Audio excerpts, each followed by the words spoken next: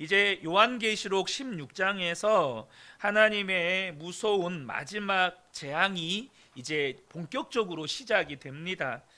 요한이 성전에서 일곱 천사에게 하나님의 진노가 담긴 일곱 대접을 땅에 쏟으라라는 이 큰 음성을 듣게 돼요. 그리고 이제 일곱 천사가 대접을 하나씩 쏟을 때 무서운 재앙이 땅에 임하게 되는 것입니다. 그 내용을 간략하게 살펴보면요, 첫 번째 천사가 대접을 쏟으니까 짐승의 표를 받고 우상에게 경배하던 자들에게 악하고 독한 종기가 일어나기 시작합니다. 두 번째 천사가 대접을 쏟으니까 바다가 죽은 피로 변하고 바다의 모든 생물들이 죽습니다. 세 번째 천사가 대접을 쏟으니까 이 땅에 있는 모든 강과 샘의 물들이 피로 변해서 사람들이 그것을 먹고 죽습니다. 이것을 향해서 성도와 선지자들의 피를 흘렸던 것에 대한 심판을 당하게 되었다라고 말씀합니다. 네 번째 천사가 대접을 해에다가 쏟으니까 해가 너무너무 뜨거워져서 사람들이 그 햇빛에 다 죽게 됩니다.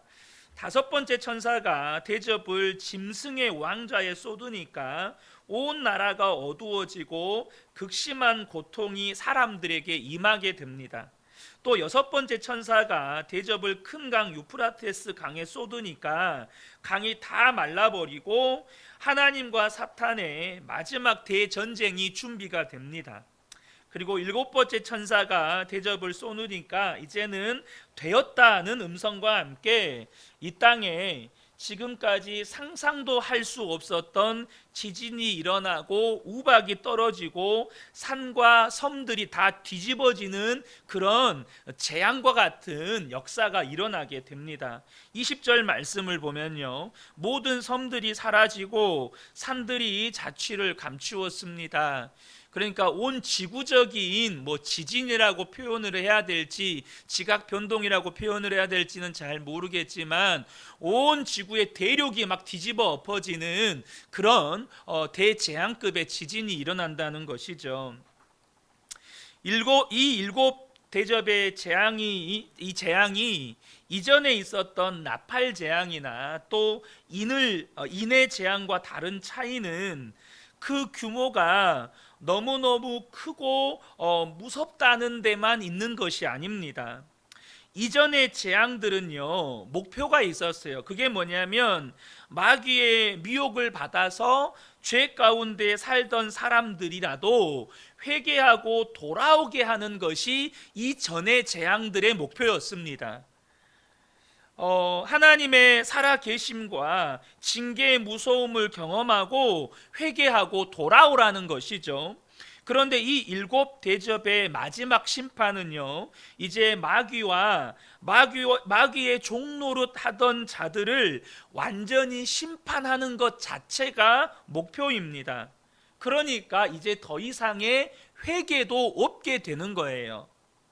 성경은 일관되게 오늘 본문을 보시면 이 하나님의 마지막 심판이 의로우시다고, 하나님의 의로우심을 드러냈다고 말씀해주고 있어요. 5절의 말씀을 보면요, 거룩하신 주님, 이렇게 심판하셨으니 주님은 의로운 분이십니다. 또 7절에도 보면 또 내가 들으니 제단에서 그렇습니다, 주님의 심판은 참되고 의롭습니다 하는 소리가 울려 나왔습니다 라고 말씀해요. 여러분, 하나님의 심판이 왜 의로울까요? 그것은 하나님이 죄인들을 멸하셨기 때문만이 아닙니다. 하나님은요, 이렇게 심판하실 때요, 단 1%라도 회개할 가능성이 있는 사람은 심판하지 않으십니다. 재앙을 주셔서 그가 돌이킬 수 있게는 하지만 심판하지는 않으신다는 거예요. 그런데 이제 하나님께서 심판하신다, 마지막으로 심판하신다, 이게 뭘 의미하는 걸까요? 더 이상 회개할 수 없는 사람, 더 이상 회개하지 않는 사람, 돌이킬 가능성이 1%도 없는 그 사람들을 심판하셔서 이제 죄의 값을 치르게 하시는 것입니다. 그래서 하나님의 심판이 의롭다고 하는 거예요. 11절의 말씀을 보면 이제 하나님의 심판이 임하고 있어요. 그들은 아픔과 부스럼 때문에 하늘의 하나님을 모독하였습니다. 그러나 그들은 자기들의 행동을 회개하지 않았습니다.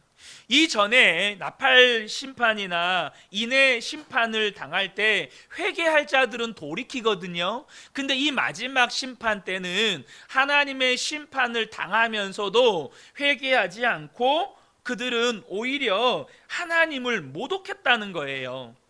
21절도 보면 사람들은 무서운 우박의 재앙이 너무도 심해서 하나님을 모독하였습니다. 이 마지막 심판 때의 사람들의 특징은 뭐냐면 회개하지 않는다는 것입니다. 끝까지 회개하지 않고 오히려 하나님을 모독하고 저주한다는 거예요. 여러분, 사람들이 마지막 때에 심판을 받는 것은 왜 심판받을까요? 죄 지었기 때문에 심판받는 것일까요? 물론 그렇죠. 죄를 지었기 때문에 심판을 받는 것입니다. 하지만 더 정확하게 살펴보면 죄를 지었기 때문에 심판을 받는다기보다는 죄를 지은 것을 회개하지 않기 때문에 심판을 받는 것입니다. 그래서 여러분, 회개하지 않는 것이 이렇게 무서운 것이에요. 마지막 심판은 더 이상 회개하지 않는 자들에게 그들의 죄에 대해서 하나님이 심판하시는 거예요. 우리가 신앙생활을 하다 보면요, 간혹 주변에서 하나님께서 징계하셔서 그래서 하나님께 매맞고 회개하고 돌아왔다고 부끄러워하시는 분들이 종종 있잖아요. 여러분, 그런 분들 만나보신 적 있나요? 제가 하나님의 말씀에 불순종해서 하나님의 징계를 받고 이렇게 회개하고 돌아왔으면 참 부끄럽습니다, 이런 간증을 하시는 분들이 있어요. 근데 여러분, 그건 부끄러운 일이 아니에요. 회개하고 돌아온 건 박수 받을 일이에요. 여러분, 재앙을 당하고 징계를 당하고도 회개하지 않는 사람들이 많다는 거예요. 여러분, 이게 무서운 겁니다. 죄를 짓고도 회개하지 않는 것, 그게 오히려 부끄러운 일이고 실제로 우리 주변에서도 여러분 심심치 않게 목격합니다. 당장 정치적인 이해관계 때문에 혹은 경제적인 이해관계 때문에 혹은 자기의 사회적인 지위나 명예 때문에 죄를 분명히 지었는데도 불구하고 끝까지 죄를 뉘우치지 않고 나는 잘못한 것이 없다라고 그렇게 큰소리치고 우기는 사람들이 있잖아요. 여러분, 그 사람들은 정말로 두렵지만 영혼을 파는 짓을 저지르고 있는 거예요. 죄를 짓는 것이 영혼을 파는 게 아니고 죄를 지었다는 것을 본인도 알아요. 본인도 안다니까요, 그게 죄라는 거. 근데 여러 가지 이유 때문에 끝까지 회개하지 않는 거, 그게 두려운 일이라는 거예요. 그게 얼마나 무서운 일인지를 모르기 때문에 그렇게 끝까지 부인하는 거죠. 그것을 성경이 말씀하기를 양심의 화인을 맞았다라고 말씀을 하는 겁니다. 결국 마지막 심판은 죄를 짓고도 회개가 안 되는 사람들, 회개하지 않는 사람들, 회개해야 할 때 회개하지 않으니까 그들에게 임하는 것입니다. 여러분, 회개할 때 회개하지 않으면 저와 여러분의 양심이 화인 맞게 된다는 사실을 기억하셔야 돼요. 지금 당장 화인 맞는다 이 말씀이 아니라 마음이 굳어져요. 죄에 대해서 무디어진다는 것입니다. 그래서 나중에는 성경이 죄라고 말씀하는데도 본인은 끝까지 죄라고 인정하지를 않고 오히려 바락바락 우기는 거죠. 이게 두려운 거예요. 사랑하는 성도 여러분, 저와 여러분의 심령이 하나님 앞에 늘 겸손한 심령이 되시기를 축복합니다. 말씀이 그것은 죄다라고 말씀하셨을 때 다윗과 같이 하나님 맞습니다. 제가 그렇게 말했던 거, 제가 그렇게 행동했던 거, 제가 그렇게 살았던 거 하나님 앞에 죄였습니다. 하나님 용서해 주십시오. 여러분, 하나님은 이 심령을 너무나도 기뻐하십니다. 자복하고 통회하는 심령을 하나님은 기뻐하신다고 말씀하셨어요. 우리는 종종 우리 주변에서 어떻게 사람이 저럴 수 있나, 이런 일들을 직간접적으로 경험하죠. 우리가 살아있는 동안에 계속해서 겪는 일들입니다. 뭘 말하는 겁니까? 사탄이 역사하고 있다는 거예요. 사람이 어떻게 죄를 짓고도 그 죄를 인정하지 않고 회개하지 않을 수가 있을까요? 사탄 마귀가 그 사람의 마음속에 역사하면 그렇게 되는 겁니다. 요한이 사탄이 세상의 모든 나라의 왕들을 충동해서 하나님과 마지막 전쟁을 벌이려고 전쟁을 준비하는 장면을 오늘 본문에서 보게 됩니다. 그때 이 세상에 있는 수많은 나라의 왕들이 연합군을 형성해서 하나님과 싸우겠다는 거죠. 여러분, 이게 가능한 일입니까? 여러분은 상상이나 되시나요? 어떻게 사람들이 연합해서 하나님과 싸우겠다는 거죠? 이게 말이 됩니까?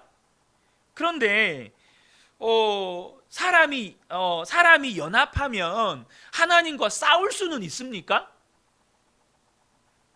사람이 연합한다고 하나님과 싸울 수는 있나요? 근데 도대체 왜 이 일이 일어나게 될까요? 성경은 분명히 말씀합니다. 귀신의 영이 왕들 속에 들어가서 역사하기 때문에 그런다는 거예요. 본문 13절과 14절에 보면 나는 또 용의 입과 짐승의 입과 거짓 예언자의 입에서 개구리와 같이 생긴 더러운 영 셋이 나오는 것을 보았습니다. 그들은 귀신의 영으로서 기이한 일을 행하면서 온 세계의 왕들을 찾아 돌아다니는데 그것은 전능하신 하나님의 큰 날에 일어날 전쟁에 대비하여 왕들을 모으려고 하는 것입니다. 이 말은 뭔 말이냐면 각 나라의 지도자들의 속에 이 사탄이 부리는 귀신들이 역사해서 끊임없이 하나님을 대적하는 정책을 만들고 하나님을 대적하는 법을 만들고 하나님을 대적하도록 그 나라와 어떤 시스템 자체를 그렇게 만들어 간다는 거예요. 사람 속에 귀신의 영이 들어와서 완전히 사탄이 원하는 일을 하는 역사가 우리의 삶에도 일어나잖아요. 지금 교육 과정, 이번에 개정되는 그 교육 과정에서 들어가는 이 성교육에 관련된 부분, 성경이 말씀하시는 성교육이 아닙니다. 계속해서 이 평등법이라든지 차별금지법이라든지 이 모든 법들은 하나님의 말씀을 대적하는 일들을 법으로 이렇게 제정하려고 하는 것들이에요. 마귀가 지금 우리에게 원하는 건 뭘까요? 우리 마음속에 들어와서 마귀가 주인 되는 겁니다. 그래서 마귀는 지금도 여전히 우는 사자와 같이 삼킬 자를 찾아다닌다고 성경은 말씀해요. 성경에도 그 마귀에게 사로잡힐 때 어떤 역사가 일어나는지 말씀하고 있습니다. 베드로는 사탄에 사로잡혔을 때에 예수님이 십자가 지신다고 하실 때 그것을 가로막고 예수님께 책망을 받습니다. 예수님이 뭐라고 말씀하셨습니까? 사탄아 물러가라, 너는 나를 넘어지게 하는 자로다. 베드로가 예수님의 앞길을 가로막는 것이 베드로는 자기 의로움인 줄 알았지만 사탄이 배후에서 역사했던 것이었습니다. 가룟 유다도 예수님을 은 30에 팔려는 그 마귀의 생각을 버리지 않았고 그 생각을 품고 살다가 결국 마귀의 도구로 전락하게 돼요. 아나니아와 삽비라도 땅 판 돈을 헌금하려고 했지만 사탄이 주는 생각을 그 속에 품고 살다가 결국에는 멸망받은 것입니다. 여러분, 사탄이라고 하는 이 존재는요, 겉은 멀쩡한데 속은 완전히 사탄에게 사로잡힌 자로 만드는 일을 지금도 하고 있다는 거예요. 예수님 당시 때 가장 겉모양이 거룩하고 경건했던 무리들이 있었습니다. 누구였습니까? 바로 바리새인들과 서기관들이었어요. 그들의 예배는 얼마나 경건했는지 모릅니다. 그들의 예배는 얼마나 엄숙했는지 몰라요. 주변에 있는 모든 유대인들이 그들은 하나님의 종이라고 칭송이 자자했습니다. 그런데 예수님은 그들에게 뭐라고 말씀하셨습니까? 독사의 자식이라고 말씀하셨어요. 왜 그렇습니까? 그들의 마음의 중심이 어떠한지를 보셨기 때문이에요.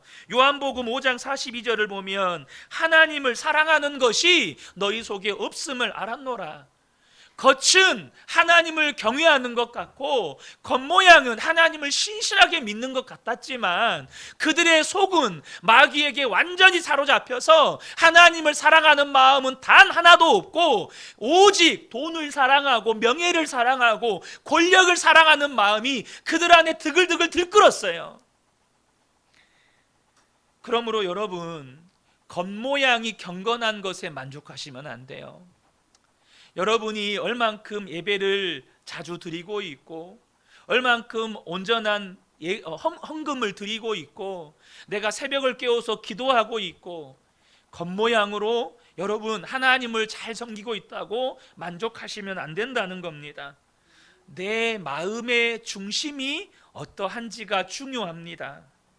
마귀가 우리 마음에 들어와서 우리의 마음을 마음대로 주장하지 못하도록 하셔야 한다는 거예요. 왜 주님은 요한에게 이 마지막 심판을 보여주셨을까요? 다른 이유가 아닙니다. 이 마지막 심판 때에 성도들이 그 심판의 자리에 들어가면 안 되기 때문입니다. 저와 여러분이 이 마지막 심판에 들어가면 안 되기 때문이에요.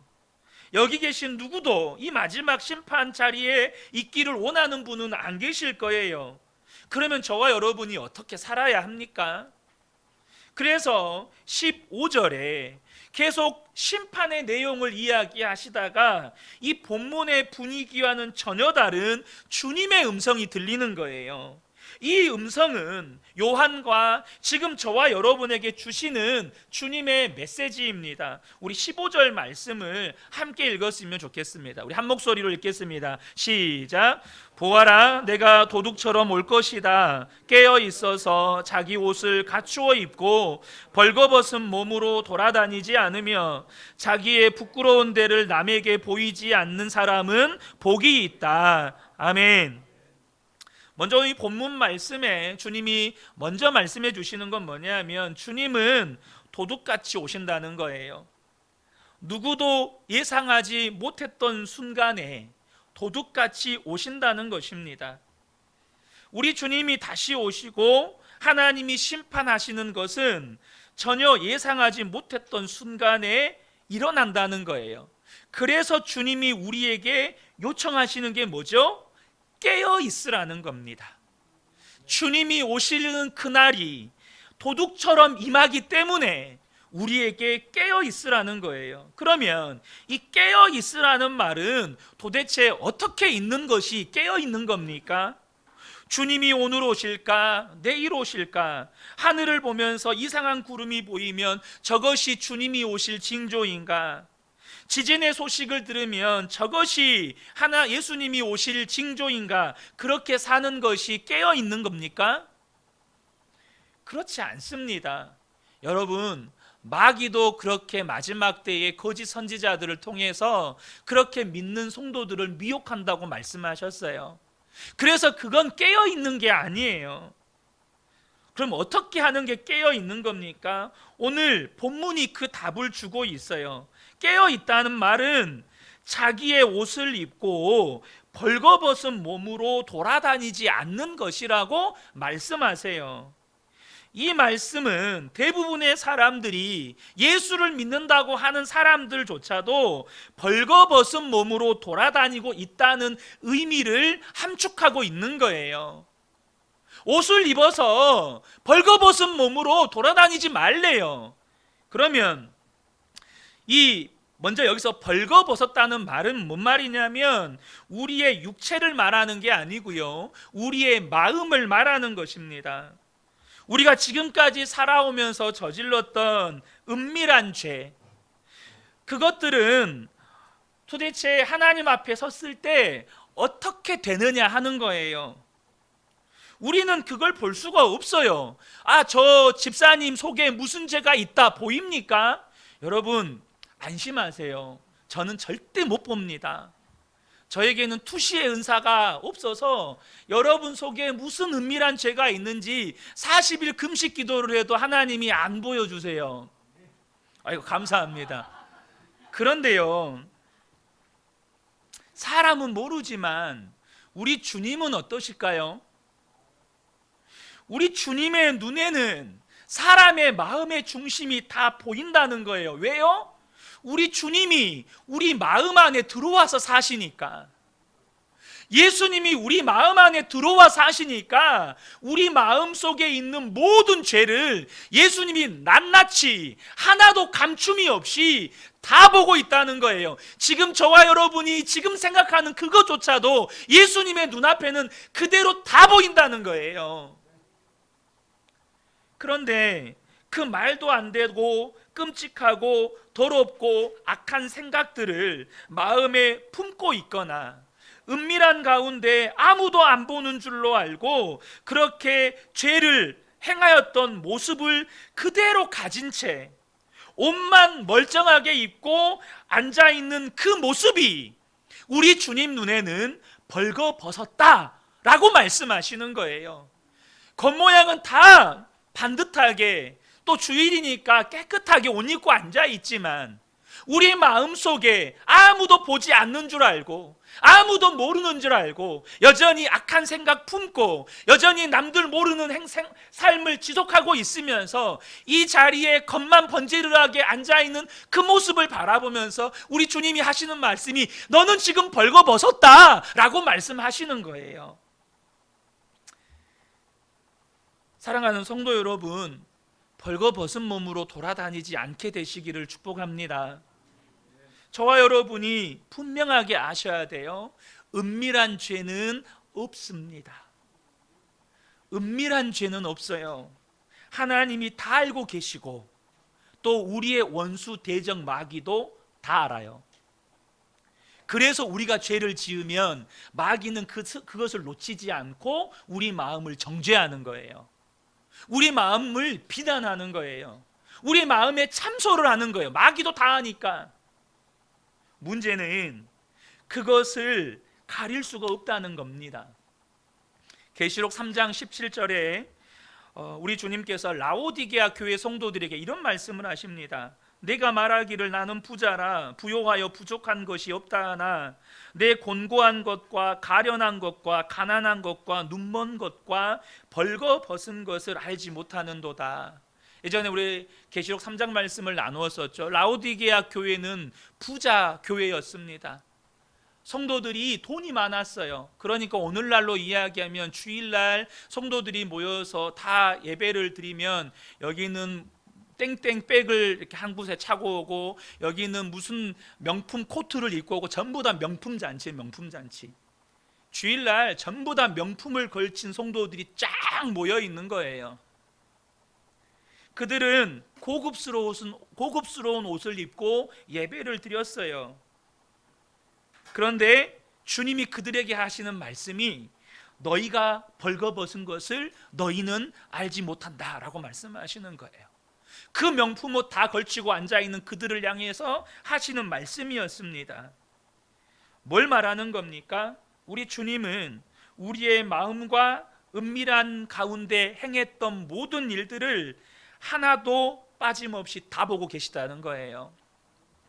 몇 해 전에 국내에 한참 각종 법조계, 연예계, 문화계 미투 운동이 한참 일어났었잖아요. 그때 유명 연예인이나 공인들의 감추어졌던 추악한 성범죄의 실상들이 드러났었습니다. 그 사람들 가운데는 자기의 죄가 드러난 것에 대해서 부끄러움과 수치심 때문에 공개석상에 나오지 못하는 경우가 지금까지도 있고 심지어 목숨을 끊는 경우도 있었습니다.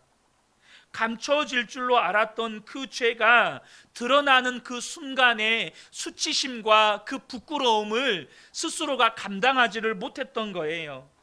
가족들, 자녀들, 그동안 자기를 지지하고 인정해주고 사랑해주었던 사람들이 이것을 보고 받을 상처들 어떻게 해결합니까? 여러분, 죄라는 것이요, 드러났을 때 이렇게 무서운 것입니다. 그러나 이 땅에서 드러나면 차라리 감사한 거예요. 그것이 심각한 위법한 일이어서 그것 때문에 감옥에 가더라도 그건 감사한 거예요. 하나님의 심판대 앞에서 드러나면 방법도 없어요. 회개하고 돌이킬 수도 없어요.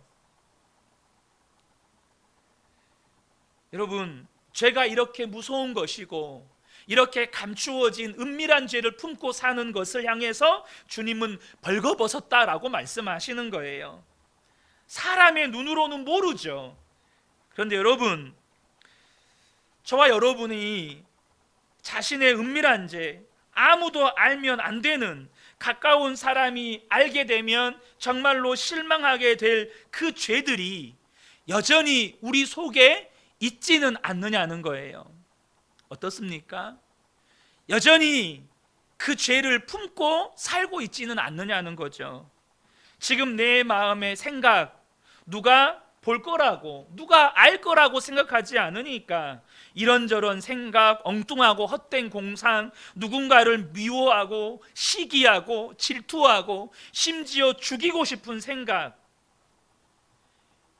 그것이 사람들 앞에 적나라하게 드러나면 사람 취급도 받지 못할 그런 생각을 품고 사는 우리 자신, 여러분, 이게 벌거벗은 듯이 다 드러나게 되면, 그것이 하나님 앞에 드러나게 되면 그걸 어떻게 감당하시겠느냐는 거예요.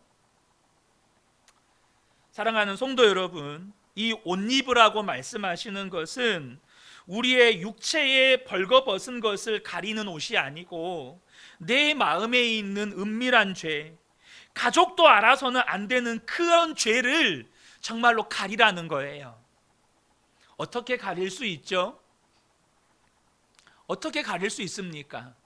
여러분의 마음 가운데 있는 그 죄악을 도대체 무슨 수로 가립니까? 내 마음에 있는 생각과 내가 지은 죄를 도대체 무엇으로 가리나요? 라오디게아 교회 성도들에게 주님께서 이렇게 말씀하셨습니다. 계시록 3장 18절을 보면 흰 옷을 사서 입어 벌거벗은 수치를 보이지 않게 하고, 흰 옷을 사서 입으라고 말씀하셨어요. 여러분, 여기서 말씀하시는 흰 옷은 무엇을 말씀하는 겁니까? 바로 예수 그리스도를 말씀하시는 것입니다. 예수를 믿는 사람들은요, 다 예수 그리스도로 옷 입은 사람들이에요. 우리가 세례를 받을 때, 여기서 말하는 물 세례를 말하는 게 아니고 정말로 예수님을 나의 주 나의 하나님으로 고백했던 그 성령의 세례를 말하는 거예요. 세례를 받을 때 성경은 우리가 예수 그리스도로 옷 입었다고 말씀합니다. 갈라디아서 3장 27절에 누구든지 그리스도와 합하기 위하여 세례를 받은 자는 그리스도로 옷 입었느니라 라고 말씀합니다. 여러분, 예수님 믿으십니까? 그러면 여러분은 예수 그리스도로 옷 입은 사람들이십니다. 이것에 대한 예표적인 사건이 창세기에 나와요. 아담과 하와가 선악과를 따먹고 자신들이 벌거벗은 것에 대해서 부끄러움과 수치심을 느꼈습니다. 그 전에는 벌거벗은지도 몰랐고 벌거벗었으나 부끄러워하지 않았다라고 말씀하고 계세요. 하지만 범죄한 후에 너무너무 부끄러워서 하나님의 낯을 피하여 나무 밑에 숨었어요. 하나님께서 그런 아담과 하와, 범죄한 아담과 하와를 에덴 동산에서 내어 쫓으시면서 짐승을 죽여서 가죽을 벗겨서 옷을 지어 입히셨습니다. 그래서 돌아다닐 수가 있었던 거예요. 이 짐승의 가죽 옷이 예수 그리스도에 대한 예표입니다. 왜 우리가 예수님을 믿고 예수님을 영접해야 합니까? 예수 그리스도께서 내 안에 오셨으니 하나님이 우리를 보실 때 우리 속에 있는 그 더러운 죄, 은밀한 죄, 마음속에 끔찍한 죄를 가진 나를 보시는 게 아니고 이제는 나의 생명이 되신 예수님을 보시는 겁니다. 우리 속에 있던 모든 죄가 예수 그리스도로 가리워진 거예요. 그러니 내 모든 부끄러운 것들이 가리워지게 된 것입니다. 우리 교회 성도님들도 그렇지만 나는 죽고 예수로 사는 복음을 전하면 많은 분들이 너무 어렵다고 생각을 해요. 왜냐하면 죽어져야 한다고 생각하기 때문입니다. 내 혈기가 죽어져야 되고 내 탐심이 죽어져야 되고 내 육신의 정욕이 죽어져야 되고 하여튼 죽어져야 된다고 생각하기 때문이에요. 죽기가 너무 어렵다는 겁니다. 여러분, 그것은 정말로 하나님의 마음도 모르고 진짜 은혜가 무엇인지를 아직 잘 모르는 거예요. 하나님께서 우리에게 주신 이 말할 수 없는 은혜와 복이 나는 죽고 예수로 사는 십자가 복음입니다. 여러분, 나는 죽고 예수로 사는 이 복음이 아니면 도대체 우리 안에 있는 이 더럽고 추악하고 끔찍한 이 죄를 무엇으로 가릴 수가 있습니까? 이것이 드러나면 사람들에게도 사람 취급 못 받을 뿐만 아니라 하나님 앞에 서는 그날에는 도무지 해결할 방법이 없는데, 그런 더러운 옛사람은 예수님과 함께 십자가에서 죽어버렸고 이제 나는 오직 예수로 산다는 이 십자가 복음이 은혜가 아니면 도대체 뭐가 은혜입니까? 그 예수님을 믿기만 하면 하나님은 우리를 보실 때 우리를 죄인으로 보는 게 아니라 예수 그리스도로 옷 입은 의인으로, 빛의 자녀로 보신다는데 이것보다 놀라운 은혜가 어디에 있습니까? 하나님이 우리에게 복음을 주셨습니다. 죄로 살던 옛사람인 나는 예수님과 함께 죽었고 이제는 부활하신 예수의 생명으로 살게 하셨습니다. 그러므로 나는 오직 예수로만 사는 거예요. 내 안에는 예수님만 계시는 거예요. 이것이 무엇과도 바꿀 수 없는 은혜고 바로 십자가 복음이라는 거예요. 나는 죽고 예수로 산다. 여러분, 이것은요 춤출 일입니다. 여러분이 너무너무 기뻐해서 여러분 1000번 만번 하나님 앞에 감사해도 그 감사가 그치지 않을 일이에요. 그것이 바로 예수님으로 옷을 입는 것입니다. 근데 여러분요, 우리가 예수 그리스도로 옷 입었다는 것을 단순히 죄가 가려진 것으로만 이해하시면 안 돼요. 여러분은 옷을 입을 때요 벌거벗은 것만 가리기 위해서 입습니까? 그러면 거적대기 입고 다니시지 뭘로 옷을 입고 다닙니까? 벌거벗은 것만 가리면 된다면 그냥 거적대기 입고 다니면 되잖아요. 저도 이 앞에 올라와서 설교할 때 이렇게 정장 차려 안 입고 그냥 거적대기 하나 걸치고 나와서 설교해도 되잖아요. 여러분, 옷을 입는다는 건 뭘 의미하죠? 의사가 가운을 입는 건 그가 의사라는 것을 드러내는 거예요. 군인이 군복을 입는 건 그가 군인이라는 것을 나타내는 것입니다. 판사가 법복을 입는 건 그가 판사임을 나타내는 겁니다. 그러니 옷은 내가 벌거벗은 것만 가리는 게 아니고 내가 어떤 사람인가를 보여주는 거예요. 도대체 저 사람이 어떤 사람인지를 옷을 보고 아는 거죠. 그러면 우리가 예수님으로 옷을 입었다, 이건 도대체 무슨 의미일까요? 사람들이 우리를 볼 때 저 사람은 진짜 예수 믿는 사람이네, 저 사람을 보니까 참 예수님이 보이네, 그래야 정상적인 그리스도인이라는 거예요. 그것은 때와 장소를 가리지 않습니다. 가정에 있든 직장에 있든 어디에 있든 사람들이 우리를 보면 예수를 보는 거예요. 사람들이 우리를 보면 믿음이 무엇인가를 보는 겁니다. 어느 남자 성도님이 장교로 군 복무하던 시절에 한 번은 부대장이 참모들과 간부들을 다 모아서 회식하는 자리에서 자기를 칭찬하더라는 거예요. 근무도 잘하고 근무 평가도 좋다고 그렇게 이 참모들 앞에서 칭찬을 하면서 하는 말이, 그런데 특별히 내가 너를 더 좋아하는 이유가 있어. 나는 네가 예수를 믿는 줄을 아는데 너는 예수 믿는 티를 전혀 안 내. 나는 너를 볼 때마다 너무 좋아. 너는 전혀 예수 믿는 사람 같지가 않아. 우리와 너무 잘 어울려. 그래서 내가 너를 너무 좋아하는 거야. 이게 칭찬입니까? 욕입니까? 너무 좋다는 거예요. 예수 믿는 티를 안 내서. 술도 잘 마셔, 춤도 잘 춰. 뭐 부대장이 시키면 시킨 대로 다 해. 여러분, 그랬더니 함께 있던 간부들과 참모들이 또 다 맞다고 고개를 끄덕거리더라는 거예요. 이분이 충격을 받았대요. 이게 칭찬인가 욕인가? 아니, 이분이 하시는 이야기가 도대체 무슨 이야기인가?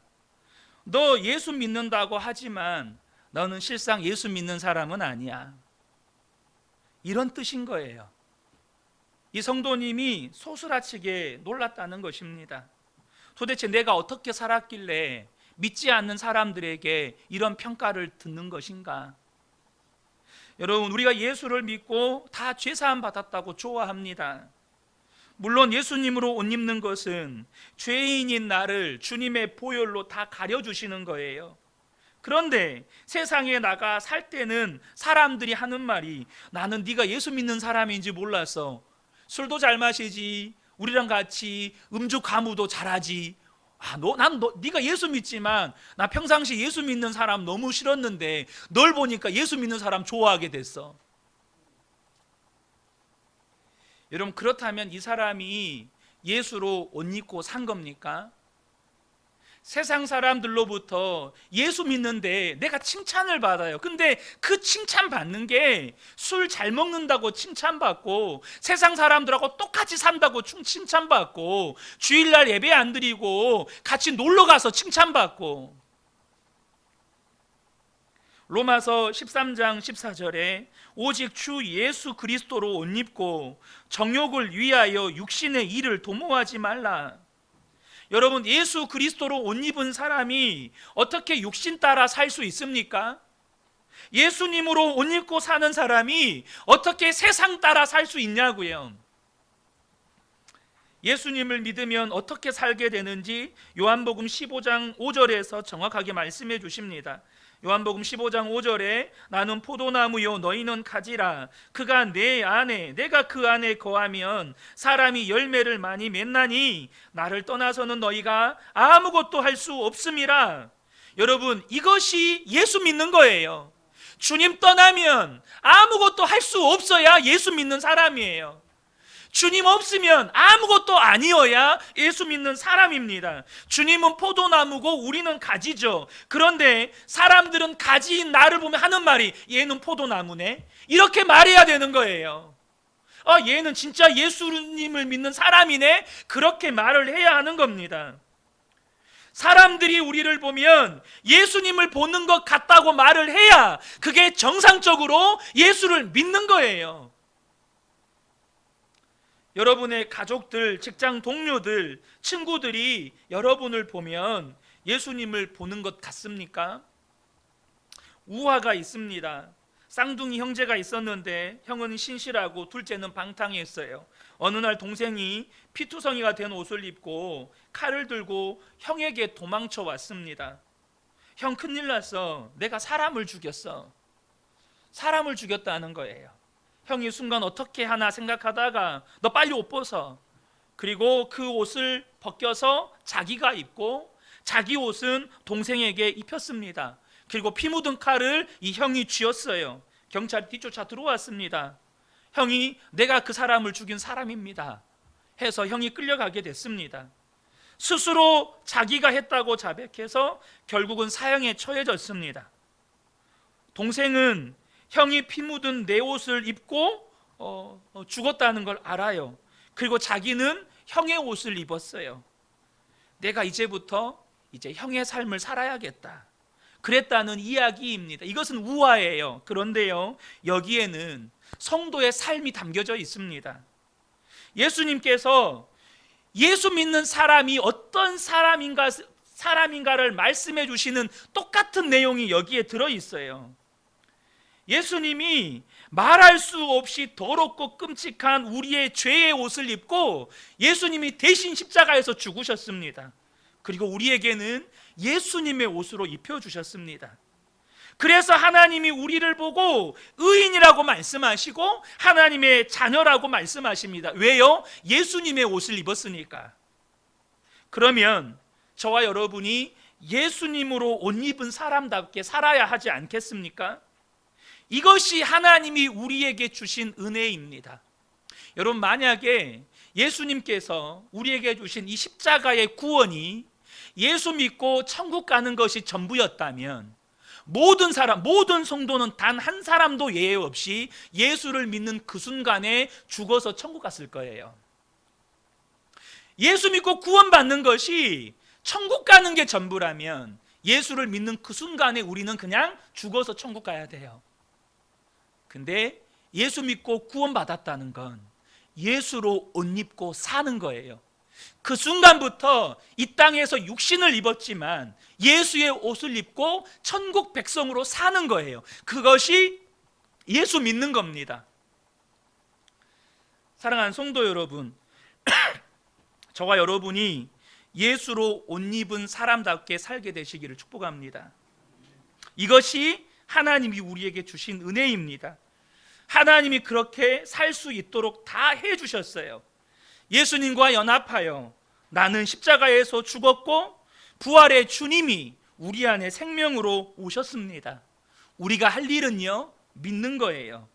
내가 예수님과 함께 십자가에서 죽었다. 이제 나는 예수의 생명으로 산다. 그렇게 믿는 것입니다. 그리고 그 믿음을 계속해서 고백하는 거예요. 나는 예수님과 함께 죽고 오직 예수님으로 산다. 그것을 믿음으로 고백하고 사는 것이 예수로 옷 입고 사는 것입니다. 그 다음에 주님이 우리의 삶을 바꾸어 주시는 거예요. 예수님께서 마태복음 5장에서 이런 말씀을 하세요. 아마 많은 성도님들이 정말 부담되는 말씀이에요. 39절에서 41절 보겠습니다. 누구든지 내 오른뺨을 치거든 왼편도 돌려대며 또 너를 고발하여 속옷을 가지고자 하는 자에게 겉옷까지도 가지게 하며 또 누구든지 너로 억지로 오리를 가게 하거든 그 사람과 십리를 동행하고 44절에 너희 원수를 사랑하며 너희를 박해하는 자를 위하여 기도하라. 48절에 그러므로 하늘에 계신 너희 아버지의 온전하심과 같이 너희도 온전하라. 여러분, 여기에서 여러분이 할 수 있는 일 한번 말씀해 보세요. 하나라도 여러분 할 수 있나요? 누가 여러분 뺨을 쳤어요. 지나가는 행인이 여러분의 뺨을 있는 힘껏 거들어 쳤어요. 입안에서 피가 터져서 철철 흘러나와요. 왼쪽도 때리세요. 여러분, 그럴 수 있나요? 그럼 여러분, 그런데 우리가 한번 생각해 봐야 할 게 있어요. 도무지 할 수 없는 이 일을 왜 우리에게 하라고 말씀하셨을까요? 도무지 상상도 안 되는 이 일을 누가 한 대 때렸으면 우리는 한 대 때리는 게 아니라 한 10대는 때려줘야 속이 시원하잖아요. 도무지 사람으로서는 할 수 없는 이 일을 왜 하라고 말씀하셨을까요? 할 수 있으니까 말씀하신 거예요. 내가 할 수 있기 때문에 하라고 말씀하신 게 아니고 나는 죽고 예수로 사는 사람에게 반드시 이루어질 약속의 말씀이기 때문에 하신 말씀이에요. 예수님이 왜 십자가에 못 박혀 죽으셨습니까? 여러분, 어떻게 죄 없는 자가 십자가에 못 박혀 죽어요? 근데 예수님은 그렇게 하셨어요. 우리를 너무 사랑하시니까, 우리를 반드시 구원해야겠으니까. 그 예수님이 우리 안에 들어와 사신다면 우리도 그렇게 살 수 있게 되는 것입니다. 우리 모두에게 주신 은혜예요. 우리가 예수 동행일기를 쓰는 이유는 우리가 예수님과 동행하며 살면서 정말로 나는 죽고 예수로 살아보자고 예수 동행일기 써가는 거 아니겠습니까? 여러분, 한 사람만 나는 죽고 예수로 산다, 이 고백이 분명하면 가정이 바뀝니다. 가족이 다 바뀔 필요 없어요. 한 사람이 바뀌면 가정이 바뀝니다. 한 사람만 분명하면 가정도 직장도 다 바뀌는 거예요. 우리가 24시간 예수님 바라보면서 주님으로 옷 입고 오직 주님의 영광을 드러내는 삶을 살다가 하나님의 그 마지막의 심판의 때에 영광을 얻는 자 되시기를 예수님의 이름으로 축복합니다. 아멘.